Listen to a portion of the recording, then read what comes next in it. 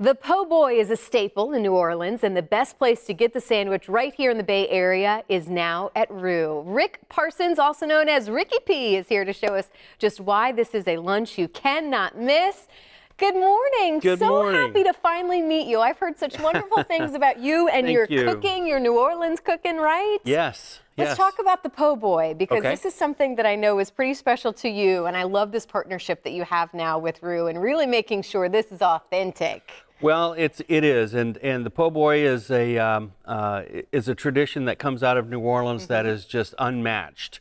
You know, the real name of a po' boy is a poor boy. Okay. And it's been contracted over the years to po' boy, but it's got a fun story of where the poor boy sandwich came from. Okay. You want to hear it? Yes, I do.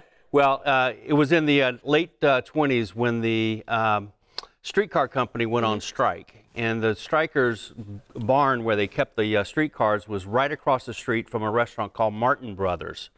And at the end of the day, the strikers would go over to Martin Brothers and see if they could get anything to eat, do some work for food, because they didn't have any money.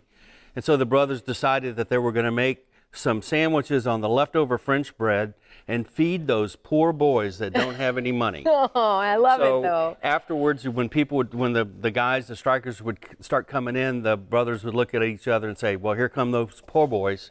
And so that's where the sandwich was originated. Well, and I love, it reminds me of the Cuban sandwich here in the Bay Area. It's got a somewhat similar story. They are first cousins. In fact, we have a Cajun Cuban, which is our homage to the Tampa Cuban, but done a little bit New Orleans style. Yeah, and again, this is something that people are picky about.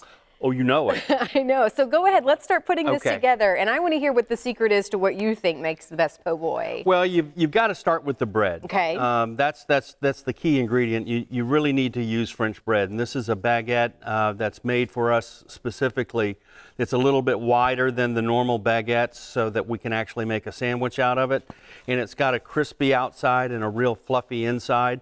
And that's so that you have the opportunity to heat these sandwiches and put a lot of special love into it, and the special love is usually some kind of dressing. Okay. This is a Cajun. Looks like a honey Dijon. Well, what it is, mustard, it's you know, the typical Cuban dressing is a mayonnaise and yellow mustard mix. So what this is a mayonnaise and Creole mustard. Are you building the Cuban one first? Yes, Okay. I'm gonna build the Cuban one first.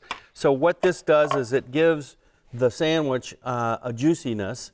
And then, you know, we're going to layer some Black Forest ham across the sandwich like this. And then we're going to take pulled pork as opposed to sliced pork. This is a cochon de lait, which is in Louisiana, a cochon de lait is a pig roast. It means pig of milk, which is a suckling pig is the actual literal term. And then we're going to put some salami. That is a meaty sandwich. I love it. And then Swiss cheese. Swiss cheese. And by the way, you can get this at Roux, correct? You guys are now serving lunch thanks to your new partnership. This is one of the sandwiches you can get? This is, yeah, and the shrimp po' boy, which is probably the most popular po' boy sandwich on the planet. But we also have the a real New Orleans roast beef, sloppy roast beef sandwich, and the sandwich that we have on display here is a club. It's basically a New Orleans club sandwich. So it's got ham and turkey and Swiss, and then that's a bacon jam on top, which is sautéed bacon with red onions and water and brown sugar, and you make a jam out of it. So my love language. Once you have this set up, is it all the same bread, by the way, too? Oh yeah. Okay. Then you close it up, and then we put it on the flat top.